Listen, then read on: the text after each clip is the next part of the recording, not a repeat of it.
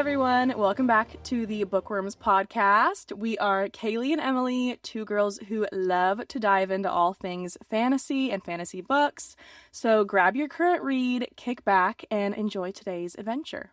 Today we have a lot to talk about because it's been a minute. It's been a while. Since the last time we've recorded an episode, we've been to two Renaissance fairs. Mm-hmm. We went to the Kentucky Renaissance Festival and the West Virginia Renaissance Festival. Both were a great time. Amazing. Met some new friends at the Kentucky Ren Fair. It was our first time going to that one. And I think we have a few people that followed our book talk TikTok as well, so maybe they'll be watching. Yeah, so that one was super cool. Really impressed with, all the vendors there. Mm-hmm. We both bought a few things. So yeah, that was a lot of fun. And if you want to see what we bought, did we talk about it on our TikTok? I think we did. We did. Yeah. Kind of follow along. Especially what we ate. Yeah. If you want to see what we ate at the Ren Fair, go to our TikTok. It was pretty good. And then the West Virginia Renaissance Festival was a lot better this year. It's always been good, but it's kind of on the smaller side because it's a newer festival. Yeah. So they had a lot more vendors this year, new vendors that I hadn't seen there before, and I've gone every year since, I don't know, it's been 3 or 4 years I've gone now. And that one's always a good time. So yeah, we went to those. We also most recently went to the Columbus Book Festival, which I just found out was a thing this year. It was huge. It was huge. It was a lot bigger than I thought it was a totally free event. It was behind the Columbus Library. They had tons of different vendors of all sorts of bookish things. We shopped a lot. Mm-hmm. We stood in line for food trucks a lot. We got rained on a lot. It poured. We got trapped in one of the vendors' tents. It ended up being a very fun experience, though. It was one of the bigger tents, which was nice. And they had tarps that went along all 4 sides of it. But it was just a big book vendor tent. And there were 3 authors in there. And so they decided to play games with us while we were stuck. One author would yell out a trope. Another author would yell out a trope, and then everyone had to vote on which trope they liked best. So despite it literally, storming on us, it was made into, a very fun experience. Yeah, it was fun. Steamy Lit was that one, so... Oh, yeah. If anyone wants to look them up. Mm-hmm. We did Steamy purchase Lit. Books from that tent because we did stand there for a while. Yeah, it gave us time to read the backs of multiple books. So it was honestly probably really good for them that we were all trapped in their booth for, fun. 25 minutes. They made it fun. All of us zipped up in there. And then they also had a huge tent for indie authors, and they all had tables, and so we spent some time walking through there, and I know you bought a book from an indie author. Some of our other friends bought some books from there. Really cool to, that they spotlighted these indie authors, and it was just really, it was a cool experience. It was crazy with the rain and everything, but everyone was really kind. Yeah. The authors, they'll just tell you all about their book and what inspired them. It was really cool. When you buy a book from an indie author while you're there, they'll sign it and, make it out to you, or if you want to make it out to someone. So I just think that's really cool and personal. I've not been able to read the books yet, but I think it'll be really cool. When I do read them, I'll get to know, the author saw me buy this book from them. Yeah. So it was really cool. All right, so one of the books that both me and Emily just finished recently is called Sword Heart by T. Kingfisher. Emily talked about this in a previous episode when she was currently reading it, but now that we have both finished it, I'm really excited to talk about it. This was just overall a very fun read, big adventure. A lot of themes in fantasy that you don't see very often. Our main character is a mid-30s curvy queen, and we love to see it. She's also not this trained warrior. Yeah, she's a softie. Big softie, but knows how to use what she is good at and what she has. to her advantage. So, like, yapping. Yes. She knows she can get out of any situation if she just talks and talks and talks and talks until the person that she's trying to get away from is sick of her. And hey, man, know your strengths. Yeah. I love that. It reminds me of the TikToks where, like, girls are getting hit on in public, and they're like, you just have to out-weird them. Yes. And they just, like, say random things or, like, scream at the guy till they kill That is her. If you have not seen the episode where Emily talks about what this book is about, it follows our FMC, Hala, who married into a family, but unfortunately, very soon into her marriage, she became a widow. And she had absolutely nothing. Her deceased husband's family isn't very good to her. She really has not a lot of family of her own. But her great uncle, who was her deceased husband's great uncle, takes her in, kind of has her be a caretaker, take care of the house, take care of him. He's a very rich man, has a house full of eclectic things, which we love. I learned, his name is Silas, right? Great Uncle Silas, I think is his name. That sounds right. I learned, even though you don't ever see him in the book, I learned to love him just through all of Hala's definitions of the weird stuff that's in his house. Mm-hmm. Like, it very much seemed like, how I am currently, and then how I'm going to be when I'm, like, an old senile grandmother. But when the great uncle passes away, in his will, he leaves everything to Hala, which because she's the only one who's really shown him any ounce of kindness and care. The family very much just cared about getting their inheritance and then getting out of there. Her family absolutely is not going to stand for it. They try to force her to marry her cousin. It's not her blood cousin through marriage, nonetheless. Still kind of gross. Lock her in her room. She decides the only way out is to unalive herself, and she pulls this sword off the wall because that's all she has to do it. And turns out there is this, like, centuries-old warrior that's been trapped in this sword, and he's bound to protect and serve whoever wields the sword. So it's a very fun adventure of Sarkis getting her out of this house, going across the land to a different city to try to find someone who can help her get her inheritance, and then making their way back. And it is just very fun. You run into all kinds of fun characters along the way.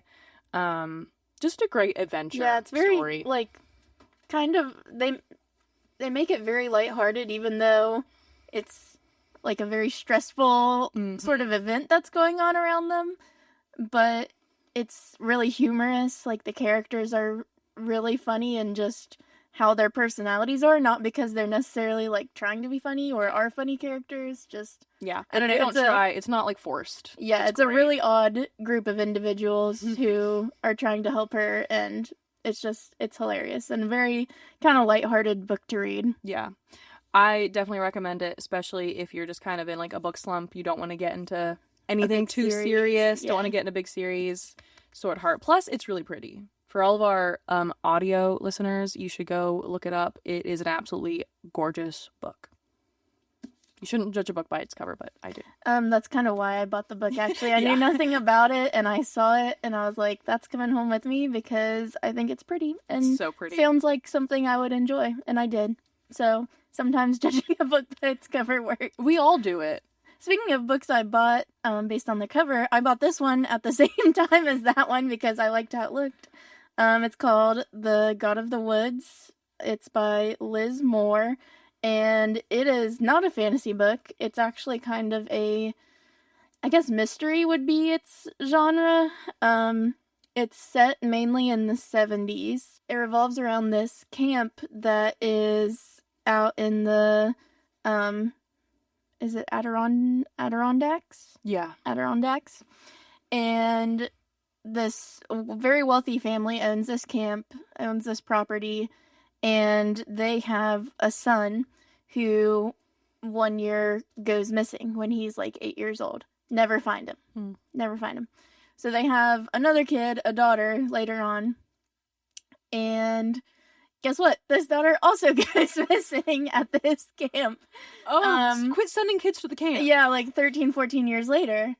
And so you learn a lot. It bounces around different points of views and timelines. Like, I can show you a chapter heading. Well, later in the book, it has like a list of all the years that it has. Oh, wow. Jumped around to. So it's a little. Those are always so fun. Like there's.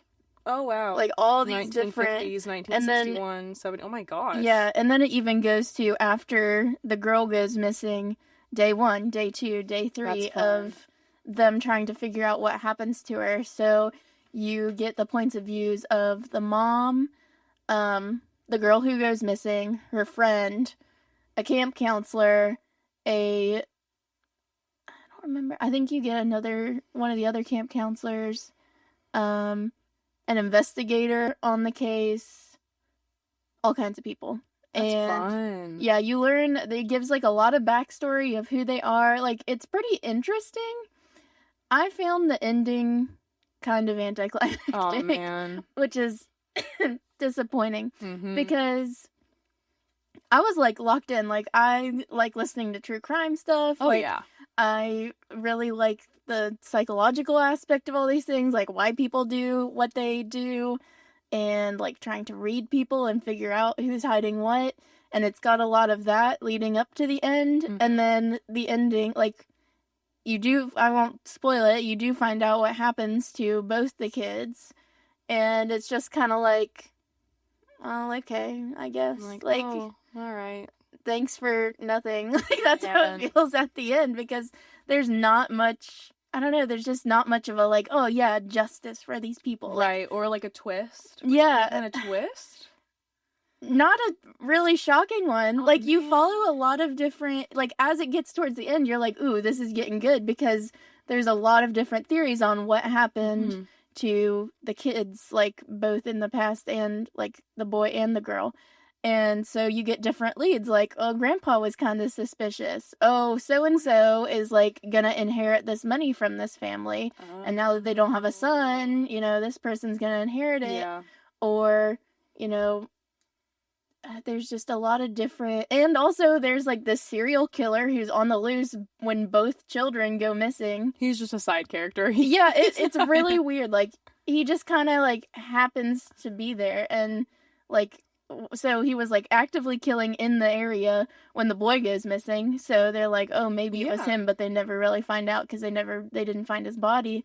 And then the same serial killer gets out when the girl goes missing. And so it's like, well, that seems like the obvious answer. But then there's also granddad's being creepy. Like, the parents are being weird. Like, there's a lot of different theories, and none of them are really After that, like, this, the you're going to have to thing. tell me actually what it is, because I'm so curious. I'm probably not going to read it. But I was telling Nick, it's a big one. It is a big one. It took me a minute to It's get even through. tall. Yeah, it's like 570 something page, or no. Oh, yeah. 470 something, yeah. So, it's kind of... It did not move as fast as our usual fantasy books are. I got more into it when we got to the end, and you're like, ooh, there's this lead. And then the ending was just a little bit disappointing. Like, it's not quite as exciting as you want it to be. But I did enjoy reading it. I wouldn't necessarily read it again, just because it's like, well, I know how it ends now, so. Right. But, I don't know. If you're into that sort of thing, it's a good book. It's well written. Slightly confusing at the beginning just because there's so many different characters, but yeah. It is pretty. Well, I'm curious what this pink stuff is. Is that explained in the book? Oh, is that blood? Okay. No, it's paint. Okay, for our I audio never listeners, connected that. You just said that, actually. For our audio listeners, the cover is like, it looks like a painting of the woods, so it's very green, but then it has this pink paint drop. And so I'm like, well, what's that about? So yeah, the girl who goes missing, Barbara is her name. She is like a punk rocker kind of girl, like very like that. Just defying her parents, defying expectations of her. And she painted this like mural on her wall of like all these different things. And of course her parents are like not into that. Oh, yeah. And so when she leaves for the summer camp, they paint over it with pink paint. Oh. So that's the pink paint. Oh, imagine coming back from summer camp and your mural's gone. Yeah. That's actually kind of sad. All right, moving on to our current reads. Emily is going to be very excited about this.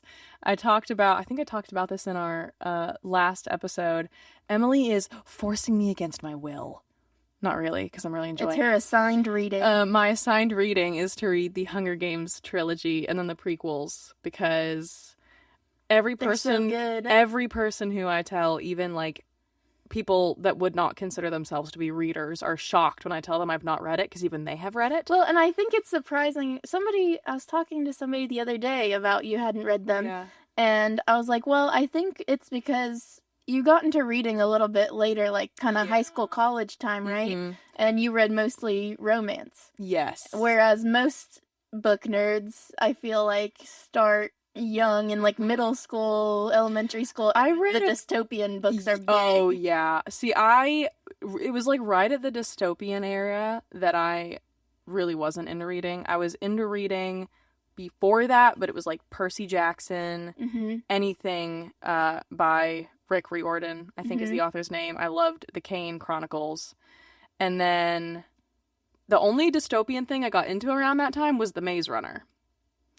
So I read all of those, but just because I'm obsessed with one at that time, I was like, I don't really care about the others. Like, This is my one. I'm picking it. I'm sticking with it. Yeah. And then I got back into reading after that, and I started with romances, and then it like nosedived into fantasy. So yeah, I kind of skipped the Hunger Games era. I tried to read it when the movie came out. I just was not into reading enough at the time. And it was my first time reading a book where I'd already seen the movie. And for some reason, that was so hard for me. Yeah. Because immediately, I'm like, who are these characters? Because they weren't in the movie. Like, Madge, the mayor's daughter. Yeah. I was like, who's this chick? Like, for some reason, gosh, what year did the movie come out? Would you 2013, So, maybe? Okay. So, yeah, I was like 12 or 13. So, like, my middle school brain was like, I can't do this. But I finished the first one. I am like 150 pages into Mockingjay. Really, really liking it. Or not Mockingjay, sorry. Catching Fire. Okay. So no, I'm not. I didn't realize you finished this one yet. I knew you were close, but I finished it.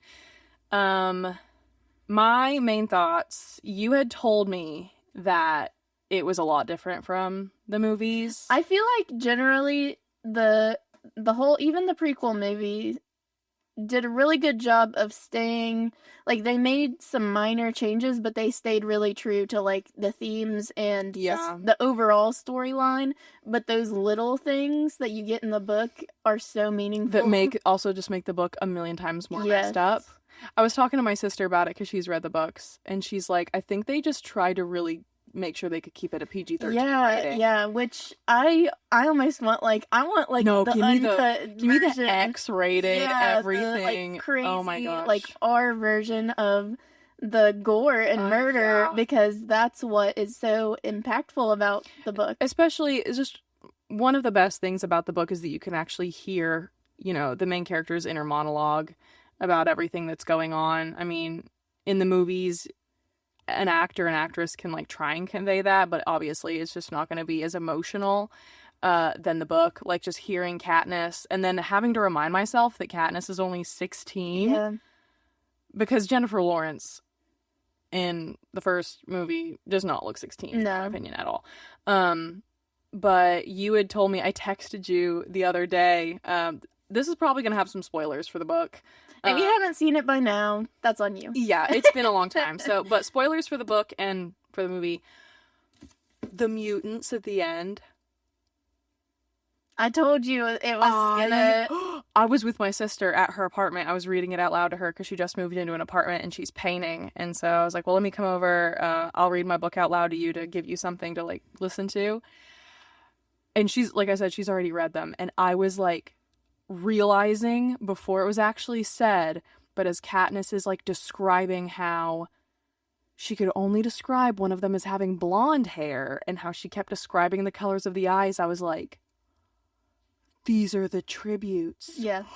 Oh my gosh. My mind was blown. I had to sit there for a second. I'm so glad you had that reaction. See, I knew you were gonna like lose it over Oh, these. yeah. That's why I've been like, you have to read I these. was like, because you had said, wait till you get to the mutants. They are not just, like, crazy wild dogs. Yeah, the mutts in the movie are, like, just these, like, gray blob looking, like, I don't... Yeah, like, kind of scarier, like wolves. Yeah. No, but Like I think it's so much more frightening that they are modeled Yeah. after the dead tributes. 1000%. And then to the point of where she's questioning, did they steal their eyeballs and put them into these dogs? Yeah. Which, if you've read the other books, that's not a far-fetched idea. Gosh, You'll I'm see. scared. You'll see. It's a lot. They will go to great lengths. Mm-hmm. Yeah.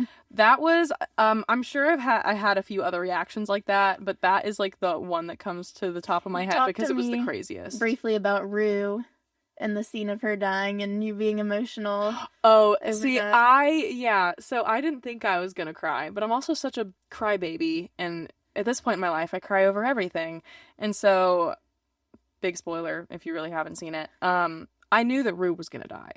Like, Yeah. I'm pretty sure I cried in the movie when it happened, wasn't expecting to cry in the book because I was anticipating it, but once again, getting that inner monologue from Katniss. Oh. I was sitting on the couch, my husband was next to me working, and I'm silently just like tears are like just silently coming down, and I'm just trying to continue to read, and I'm like, and it just got me, just because I love hearing Katniss's inner thoughts about everything, because like it's so not right, and she's like had it so hard, but she cares a lot, but puts on this like such a hard exterior. And she's such a fun character. Like, she's such a fun, complex character. I texted you today. Yes. So I'm partially through Catching Fire. I get the names mixed What up. part are you at right now in Catching Fire? Gale just got whipped to slithery. Oh, yeah. And, is on her mom's kitchen table, but it's the next day. Mm-hmm. So he's already been treated. Like, that is exactly where I am. Like, when PETA brings bread and tells her to go to sleep. That's where I am.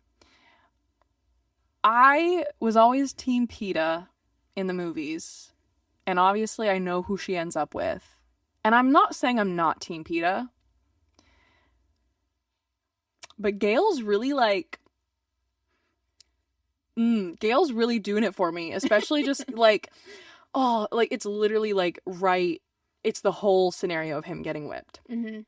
Because at first, when she brings him to that lake that she never brought him to before because that was her place with her dad, and she's in this little house, and she's telling him we should run away, when he starts realizing how many people she wants to bring, he starts getting mad. And I was like, shut up, Gale. Ugh. She's got, it's more than just you two. She's got people to care about. Like, shut up. And then when PETA was like so understanding immediately, like, well, it's not just gonna be you and I, so who else is coming? I'm like, see, PETA knows.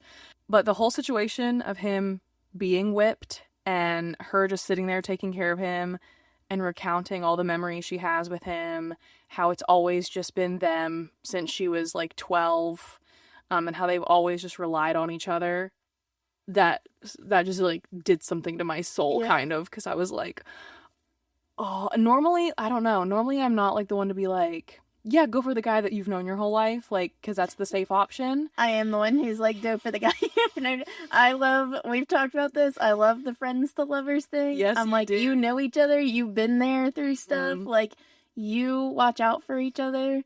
And so I was definitely a Gale sympathizer when I read them. I don't think I'll switch sides, but I think I'll I'll sympathize with Gale, like, because, I mean, he shouldn't have said I love you at that moment. I don't think that was a good time.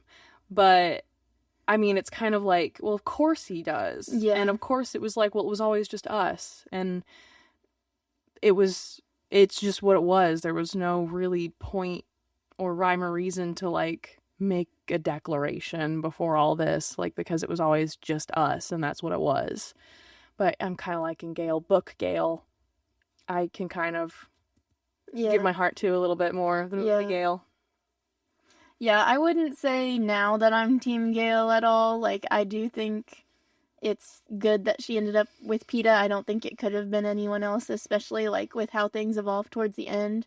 And just, like, the bigger picture things that they have to, like, address and go through and make decisions on. Especially in the beginning of the second book, like, they are the only two that understand what each other went through in the games. Yeah. And already, when they're on the victory tour, they can't sleep apart.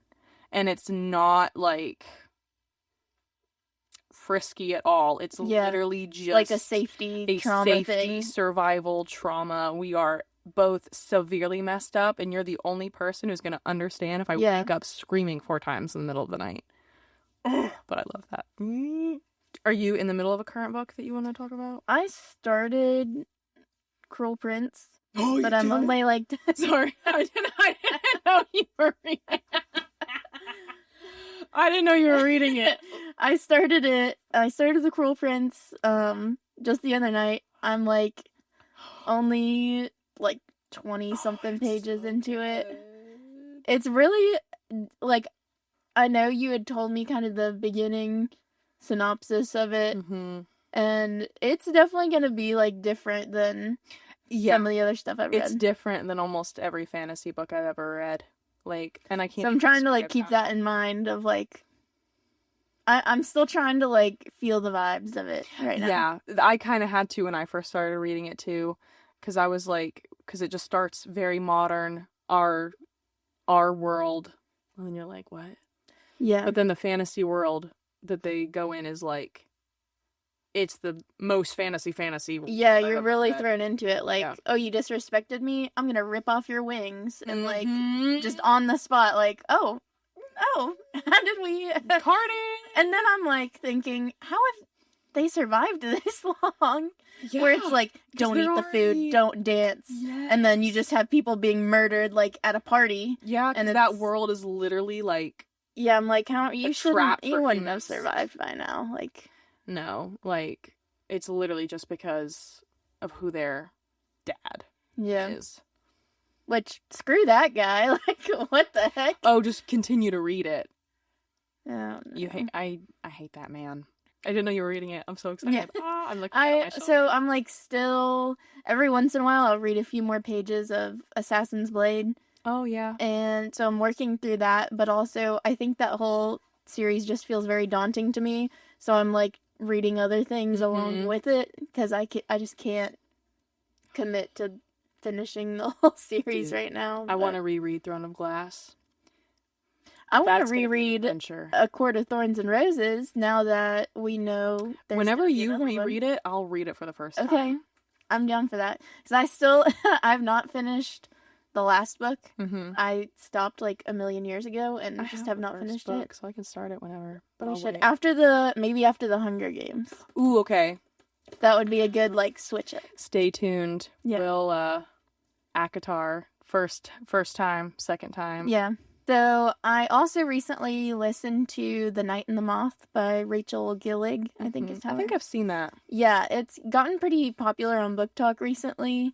It's a fantasy novel, and in case you make the same mistake I did, it is not a standalone book. Oh. And I've seen a couple other people on TikTok make the same mistake as me of thinking, oh, this is just a one and done. But it's not, because you get to the end and you're like, oh, they are, like, on top of things, like, things are going good. This is gonna have, like, a great happy ending. Everything's gonna wrap up nicely. And then it's a cliffhanger. Oh, we love it. And then you look online and realize that this book was just released in, like, March. That's what happened to me with A Fate Inked in Blood. It feels like there's, like, nothing as a standalone anymore. It's all a series. It's so hard to find a good one-off. I thought The Cruel Prince was a standalone when I first went to grab it. Yeah. And I was like, not only does it have, like, 2 books in the main trilogy, it has a spin-off, another spin-off. Yeah. Like, they all branch out. So it's gonna be a series. I think she said 3 books. I could be wrong. It is a really, like, kind of unique. It's more on the gothic side. Ooh. Like there's a gargoyle sidekick who everyone loves, of course. Yeah. Hercules. But there's also like, it's very sad in a lot of different ways that you find out like through the book. But it is interesting. The characters are pretty likable. Yeah, I listened to it in like a couple days, and it was good. I'm ready to. I wish the next one was out, obviously, because of the cliffhanger. Mm-hmm. Like there's a point in it where there's kind of a vibe shift with one of the characters, and you're like, what's going on "Huh, here? what's that about?" But I was like, I don't know, must be nothing since like this is just a one and done book. Oh, that won't come up later. Yeah, like, oh, that's a little weird, but I don't know, maybe it's just written weird. And then you get to the end, and you're like, oh yeah, there like was a vibe shift, and that was. Does it say anything on the book where it's like book 1 in the so and so series? Not that I could be wrong, but also I listened to it on Spotify, so oh, true. I couldn't really look into it, and then, but it turns out she has written the draft for the second one already, so that gives me hope. Yeah. But yeah, so I would recommend you should listen to it at some point. I think you would enjoy it. The main character is a diviner where like she like lives in this cathedral, and yeah, I want that for my life. You would really like the vibes a lot. She lives in this cathedral with these other girls, and they're all diviners, and basically what happens is they have this divining ceremony where they drown and die and have this like magical prophetic dream. Mm-hmm. And so like at the beginning she is like the diviner for the new king who is coming in and wants to know how lucky or unlucky he's gonna be. Mm-hmm. And so she gives the prophecy and all that. So Ooh. that's like her sort of what you find out about her in the beginning. Yeah. But yeah, so it's like a little different side of, she's not just like kind of the typical FMCs that we see a lot of times. Like there's a lot of different layers and like sort of magical things. So yeah, it was interesting. I'd recommend it for sure. Very cool. I'm excited for the next one. Whenever. Who knows? Oh, it's the anticipation. There's a lot. Die in the meantime. There's a lot of anticipated reads, I feel like, coming out this book. Yeah. Brimstone. Yes. I'm so excited. I'm really excited for that one. I wouldn't mind rereading Quicksilver, but I don't know that I will. I don't think I'll have the time. Yeah, it's kind of big, and there's a lot of other stuff I want to read. Mm-hmm. I think the second book of When the Moon Hatched also comes out this fall. I think When the Moon Hatched still might be my favorite read of the year. I do want to read right, that eventually. But Quicksilver, like the two of them, I read those back to back. That was like a crazy time. If you've read both or either, they're both so good. Yeah. I'm surprised I wasn't in a major reading slump after. I think I don't even know what I read after. I'm shocked I wasn't. The Cruel Prince I did read The Cruel Prince soon after that one. Great duo. But yeah, anticipated reads. Hopefully yours comes out soon. I know. That's like the worst is when you don't even have a date. But it did inspire me. I didn't realize she wrote, I think it's One Dark Window and Two Twisted Souls, something like that. I have the first one. I bought it at the book fest. Two Twisty Things. I didn't realize that Rachel Gillig, who wrote The Night and the Moth, also wrote those ones, and I know those ones are great. Yeah, those ones are huge on Book Talk. So I bought both of those at the Book Fest in Columbus. So I am excited to read those. Maybe that'll satisfy me in the meantime. Yeah, for sure. All right. We have something really fun to talk about. I'm so excited. If you guys are big into book talk, especially books that have become TV shows, then you might know about the tirade that's going on right now that is The Summer I Turned Pretty. Yeah. Dun dun dun. I gotta get comfy for this. I know, like I got my fidget. Okay, so I wrote down some notes actually. Yeah, I'm so excited to know what you think. So I read the books back in like 21 or 22. I read them after the first season came out, but I actually didn't realize that they had made a TV show about it until after I read it. And so read all 3 books, and then I watched the first season, watched the second season when it came out last summer, now watching the 3rd season. Emily's not read them, but I got her to watch the show. Yes. And I'm dying to hear her thoughts, especially on season 3. We've talked about the first 2 seasons. Yeah. But not season 3. At this point, I think you and I are going to have the first 3 different... episodes are out. Yeah, I think you and I are going to have some differing views too.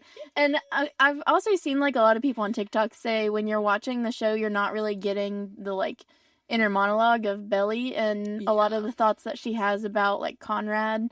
Especially like in this season. So don't judge me too hard because Belly kind of sucks in book 3 because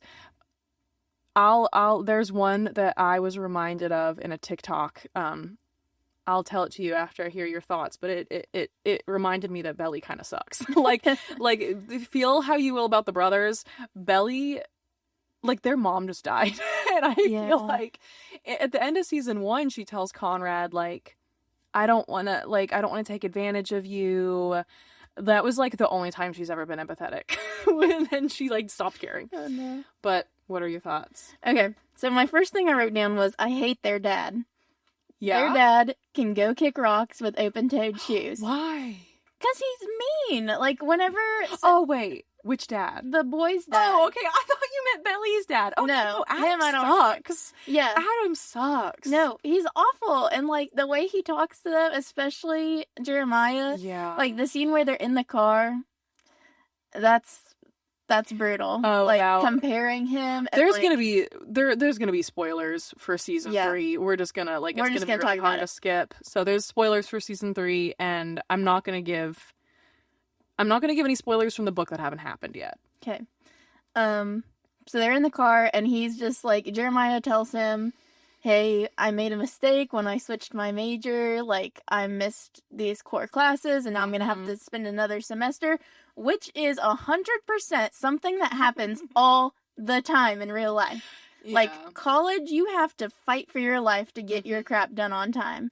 And so, for him to just need one more semester after changing majors, that's nothing. Right. Like, I've had friends who switch majors, and it takes, like, a year and a half to, like, catch back up. Right. So, like, it does suck. I know he is probably already feeling horrible about it because it's like, man, I thought it was done. And then turns out, nope. Because that almost happened to me when I was in college. So, like, you have to fight for your life to get out of there and get out of there on time. Like, nobody's really helping you that much.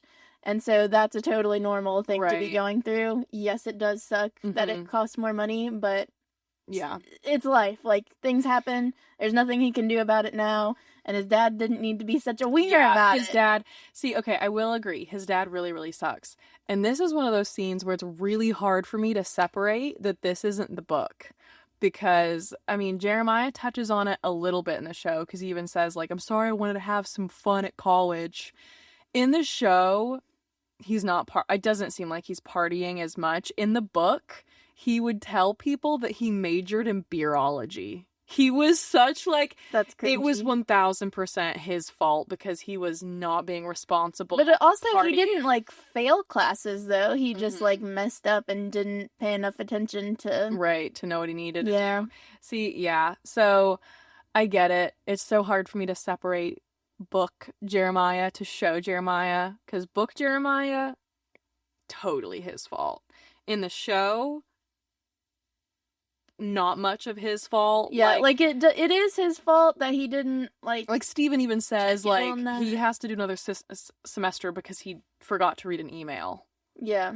So... But also, that stuff happens all the time. Like, it's so easy for that to happen. So I'm like, that's not that big of a deal. And also, like, Belly isn't done with school either, so I don't think it's that big of a deal that, like, he has to do this. Yeah. But yeah, I hate their dad, especially because he cheats on Susanna. Yeah, and he compares Jeremiah to Conrad of like, oh, Conrad's great. It's like, not only are you putting down Jeremiah, but you're also putting an impossible expectation on Conrad. Like, it's bad for both of them. Yeah. And then their relationship together. So the dad's just messy. He's a piece of work. Dad needs to go. It sucks that's the parent they were left with. Yeah. Yeah, he needs to go mind his own business and let them... figure out life and make mistakes and Because I feel like that's something Susanna was, like, more okay with. Oh, was, yeah. like, them making mistakes, learning new things, Mhm. so on and so forth. Okay. So they had been, so Belly and Jeremiah, at the point of, like, episode 3, or Of what really when the season? season starts of this newest season. Yeah, they've been together for, like, 3 years, right? Yeah. Okay. I think we'll talk more about how the engagement comes about, but while we're talking about the parents, I think the reaction to them getting engaged was a little too strong. Because they've been together for 3 years. Okay, I'll address more on this in a minute. I know what you're thinking already. If you look at it, they've been together for 3 years. Okay, they've known each other their whole lives. They're adults. They're about to be finished with college. They are going to have jobs and money in the near future.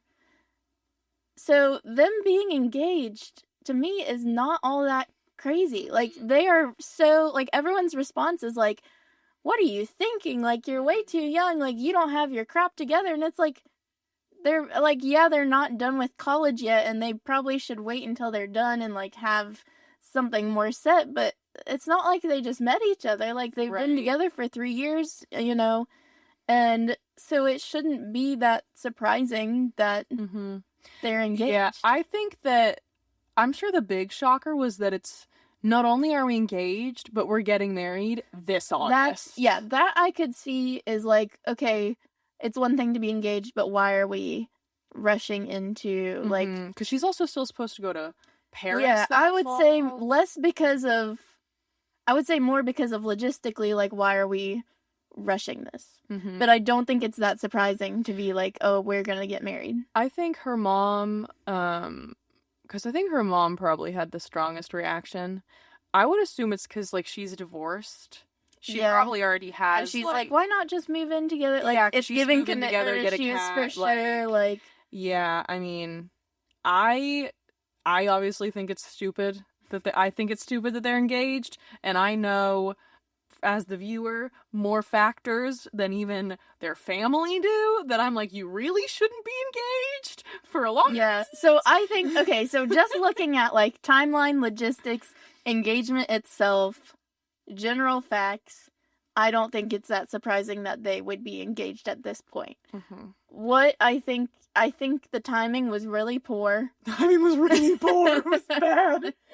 Steven's dying in the hospital, and they just got back together 30 seconds ago. Yeah, timing was really poor because of, like, her just learning about what... Like, she doesn't have time to process what really... He doesn't have time to process what has really happened, like, when he sleeps with another girl when he's in Cabo. Like, he makes the argument of, we were broken up, but also he knows on some level, like, it was, even if you were broken up, it had been like 3 days. You know it's gonna hurt her, you know it's not good for you, and, like, he at least acknowledges that, but that doesn't excuse, like, what happened. And so something like that, like, that's something that can be worked through, at least I believe, like, in their situation, like, I think they could work through that. But they don't really work through it. They just kind of gloss over it. They gloss over it and go, let's have marriage fix everything. Yeah, like, I don't think it has to be, like, I think if you personally believe that that's a relationship ending thing, you know, fine, do what you need to do. I think in their case, it didn't need to be a relationship ending thing. I think they could have definitely worked through it and come out the other side way more mature. Like, knowing more about themselves, knowing more about relationships, their expectations of relationships. But instead, it's like he's so scared to lose her that he's just like, I need to marry you because... Yeah, because it's going to lock you to me forever. It's like, I don't want any of my other things that I could make mistakes with. I don't want any of those mistakes to cause you to leave me. So we need to get married. And she is hurting and is like, well, this is like the ultimate form of, it's you that I want. So I guess, you know, I'll take that. But I also think, yeah, he definitely should not have proposed it. Really poor timing. I think, what is Belly's friend's name? Taylor. Taylor's a bit of a hypocrite. Steven's a bit of a hypocrite. Yes. Especially with their reaction to those two getting engaged. Because it's like, y'all both... Well, also that and to Jeremiah's, quote, cheating, not cheating, whatever, hookup thing. Like, Taylor's mad at him. They were both actively, like, actually cheating. Yeah. It's like, girl, look in the mirror. Mm-hmm. Like, yeah, he did a messed up thing, but you're, like, actively choosing cheating. To do this. And historically... have actively been doing that. Like, every time her and Steven are together, she has had a boyfriend. Yeah. So it's like, not only do you not learn from your mistakes, but you're also going to judge others for making mistakes that are arguably not as bad as what you're doing. Now, I will say, I'm totally a team Conrad girly. I am so not team Jeremiah. I totally think he's a cheater. But I've seen a lot of people on TikTok who were like, I'm so team Conrad. Screw Jeremiah for cheating, but their favorite couple out of the whole show is Taylor and Steven. And I'm like, no, you can't. Like, I agree. Like, a lot of people are like, everyone's cheated on the show. Doesn't make it okay. Does not make what Jeremiah did okay. But the other people that are cheating need to stop. Yeah. Like, chill out. Yeah, like, you can't point fingers at other people without looking at yourself for a minute because, yeah, that's just, I'm just like, really, Taylor? I've always had mixed feelings about Taylor. She's, in my opinion, a much more dislikable character in the book. I did not like her season 1 at all. Quite frankly. I think she gets a lot more likable in season 2. Mm-hmm. Yeah, I don't know. A lot of people love her, but she kind of is back and forth for me. I would like her and Steven together if they just did it actually right. Committed? Yeah, like if they just did it right. And like, you know, at the end of the 3rd episode, he is basically like, I'm getting off this roller coaster because it is not good. And I'm like, fair enough. Like, it's so much back and forth. Like, oh, I want you, I don't want you, I want you, I don't want you. I want you, but I'm dating this other guy. So you can't mess this up, you know? And it's like, I don't blame him for being like, okay, I'm done. Like, I do think they could be really good together if they just went about it the right way. Committed. But Conrad's whole situation is really sad because it's like, he's just like Connie. Fully alone in life right now. Like, and I think part of it is his own doing. He's definitely isolated himself. Like, he's definitely doing some major avoidance. Like, he doesn't go to the ceremony. Yeah. Even though he did lose his job, so he could end up going, I think. But he doesn't. The dedication? Yeah. He showed up. Oh, yeah. Oh, he did. Yeah, but he, like, not till, like, the end. Like, he didn't make it a big thing to go sit with everybody, which I feel like... Because the way that it was described, like, it looked like he showed up right at the end. But then he tells Jeremiah his speech was great. Okay. And so I feel like he did kind of, like, just sneak in and was initially avoiding, probably. Okay, I didn't catch that. But he, like, even leading up to that, like, he never really got to have a real conversation with Jeremiah about him not being able to make it. He just leaves him a message. Like, he should have said, like, hey, I really need to talk to you for, like, important. Yeah. Give me a call when you can. Like, he doesn't seem to really have any friends right now. Like, he's got Agnes. Yeah, Agnes. But they have a very interesting friendship. Yeah, like, he kind of keeps her at an arm's length. She's not... I think she's good because she calls him out on stuff, which I like. I like her a lot. But he really doesn't have, like, somebody to confide in much. Like, who's just, like, a... I'm happy he's in therapy. Yeah. Honestly, because, like, all of us agreed, even though we love Conrad, but, like, he could use a few sessions. Yeah, which, like... Therapy. Your mom just died, like, you're going into med school, which is, like, you're in love with the girl that's dating your brother. Yeah, like, there's a lot there. Like, no, I wouldn't expect somebody to be going through all that to be okay. So it's, like, good. Like, I'm glad we're addressing these things. But even with his therapist, he, like, avoids bringing up certain things. Yeah. I love him. I feel for him so much. Because he just, like, he hides how he is. And it sucks because then he ends up lashing out. And so then it doesn't become an excuse because all of this could be avoidable. But I think he's, like, so afraid of just adding on to people's plate and being a burden, which is like another big reason why he didn't even tell Jeremiah about their mom having cancer in season 1. Like, he didn't want to share that burden with anybody, so he kept it all in, and like he still does that in season 3. And even like all of season 2, like when they were actually together and he was hurting because he knew his mom's treatments weren't working, and you know, he's dealing with stuff in college, like he doesn't tell anyone because he doesn't want to bring anyone else into it. But then, of course, it ends up being the detriment to their relationship. Yeah. But I'm glad he's in therapy. He really needs it. Yeah. So, like, as far as Team Conrad or Team Jeremiah goes, I think right now I'm like, she really shouldn't be with either of them.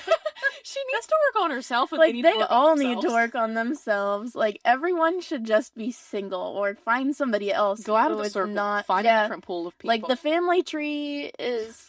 The branches are getting crossed a little bit too much. Like, you just can't... I don't know. It's really weird. Yeah.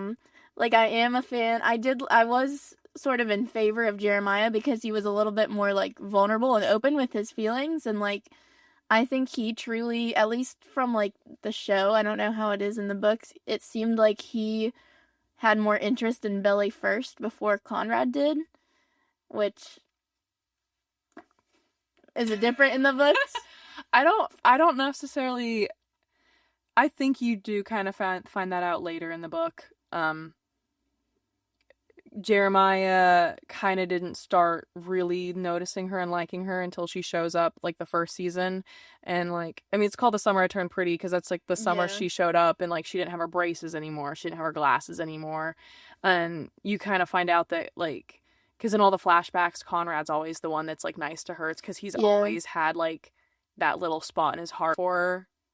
I guess that's true, but I feel like he was giving more, like, big brother vibes in a lot of that. And Jeremiah was like, we're friends, let's go play in the pool. Mm-hmm. Like, let's do fun things. I want to spend time with you. Whereas Conrad seemed, like, a little bit more avoidant a lot of times, which is a trend with him, I think. Yeah.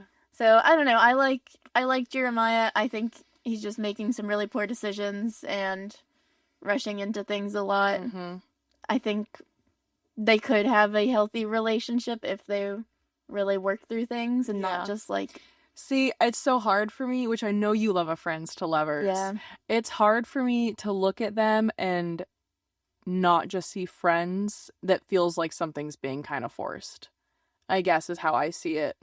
Like, I feel like the chemistry is so much more there with Conrad and Jeremiah. It's like the safe thing. Mm-hmm. Like, the safe, like, I know I can love you, but there's so much more fireworks with Conrad. Yeah, I don't know. But then I'm like, sometimes those fireworks are not explosive in a good way. Like, when him and her were together, I'm like, that was not a good relationship. And, like... Which I like that Conrad admits to Agnes that he was a bad boyfriend. Yeah. Like, I'm glad he's self-aware. Good for him. Yeah. I don't know. They shouldn't have dated then either. Like, that was bad. His mom was actively dying. Yeah. He was, like, going off to college as a freshman. It wasn't a good time. Like I said, everyone just needs to be single in that situation. That's in most love triangle TV shows. Like, no one should be together. Everyone should go their separate ways. Yeah, I don't know. And also, like, I know how things, like, end in the books. I've heard who she ends up with, but also then the author has said that the show might have a different ending, which I don't think she would, like, fully change. I don't think she'd fully switch. Yeah. So, I don't know. A lot of people are going to say, I swear if she chooses Summer, I'm going to lose my mind. That would suck. I choose Summer. Go away! Come on, this isn't what we've, like, groveled over the show. Yeah. I don't know. It's messy. It's real messy. A lot of the people, they just suck. Like, yeah. A lot of them, like, I feel like there's kind of the likable characters in every show, but I don't know. Right now, I just don't really like any of them. Even though Steven was also actively cheating, I do love Steven. I do like him, yeah. I love Steven. I think he's just a little bit of I wish they'd bring back Cam Cameron. Yeah. He was in something, a movie recently. He was in the new Jurassic Yes, movie. Jurassic Because they were Park, like, yes. I thought that he was going on a boat to see whales, not dinosaurs. Yeah, because I was watching it. I was like, he seems really familiar. And I looked it up, and that's what he's on. Yeah. So good for him. He's on the bigger and better things. Yeah, he's good. Honestly, good for him. That might be why he's not in this season. It could be. Is he in the books at this point, or? You know what? I really need to reread these because there are actually quite a few characters that are in the show that is not in this thing. In fact, I don't remember if Taylor and Steven are a thing in the books. Really? The dead ball is not in the first book at all. From the first season, that was a completely new plot. That's interesting. Yeah, because when I first watched it, I was like, what's going on? What is this dead ball thing? One more thing I wanted to address, was there anything else about the summer return party that we need to talk about? I don't think so. Just that I think that's missed my notes. I have lots of feelings, but I'm gonna wait and ride out the season. We'll see how it goes. I'm excited. Okay, so a couple more things. TikTok related. Oh, gosh, there's a lot on TikTok right now. Okay. The AI made scenes of, like, the, like, MMCs of books. Yes. Where they're, like, just sitting in a chair, like, abs out, like... Oh my god. Like, slightly moving, and they have, like, a million abs. Oh, yeah. Those are creepy. Those are so scary. I'm like, who is this I'm not gonna lie. There's been a lot of AI renderings of MMCs, and I'm like, that's not right. Yeah, some of them are getting less creepy now, because I've seen a few people play out, like, actual book, like, scenes. Those, I think, are less scary. And, like, the AI is getting more intelligent, so it's, like, it looks a little bit more realistic. But, like, the crazy, like, airbrushed looking, I'm like, ew, I don't like you don't this. even Why like is he human. looking at me like Look that? like a weird flesh robot. And then, recently, I think I sent a couple of these to you today. Oh, yeah. I've been getting these TikToks of if Twilight characters did blah, blah, blah. And one was like, if Twilight characters sold slime, what type of slime they would I saw that one. I watched the whole thing. I was like, this is so all funny so to me. accurate. Yeah, and then there was another one I sent you a little bit ago of, like, if they were salsa dance instructors, like the most random thing. Like, honestly, that's what I want. If we're gonna use AI to, like, render, like, book characters, that's the sort of buffoonery I want. I don't want these hot guys, like, sitting in chairs staring me down. No. Get away from me. I'm frightened. I want to know, like, if they baked cakes, what kind of cakes they bake. Absolutely. Are they gluten-free? Are they decorated? Bundt, what type of... Yeah, sponge. what flavor? That's what I want to know. That's the questions that need answers. Another thing that I saw, and, like, hopefully nobody listening has done this because I think it's really cringy, is when parents have babies and name them after... I had a whole TikTok series on Really? this. Yeah, I named them after book characters. Yeah. There are some that are Specifically, okay. the male love interest. That's gross. That's what I think. I think it's one thing to, like, name them after a book character, like, okay, whatever. But when it's, like, the main love interest and you have, like, obsessed over those books, it's like, how are you going to look at your child? When you read a spicy scene with that that's person's name disgusting. Like, you just named your son that. There's someone that came up on my TikTok. I'm pretty sure they named their son Zaid, which is the MMC from Haunting Adeline. I don't care how much. Name your dog. Like, if you're gonna name, like, I named my dog Elaine after Elaine in A Court of Thorns and Roses, but, like, I'm not lusting after Elaine. Yeah. like, there are some that I think you can get away with, and there are some that are like, not the male main characters. This is a reach. Never. Absolutely not. Yeah, I've seen Reese. I saw a Reese today. Yep. I've seen a lot of Zaydens. Mm-hmm. A lot of Zaydens. And there's like, we all know that you're in love with that man and that you dream about him at night. Like, it's giving Freudian. It's giving Freud. That's disgusting. What's the it's giving Oedipus complex. Do you know about that one? I don't know what that is. But okay, Oedipus, like the Greek he's like a, I think, what book? It's like one of the old stories. Mm-hmm. Oedipus is a main character, and he like sleeps with his mom. Yeah. Ugh. And so it's like the Oedipus Hate complex it. of like Hate he's it. attracted to his mom. Yeah, very Freudian, very icky. No. Don't like it.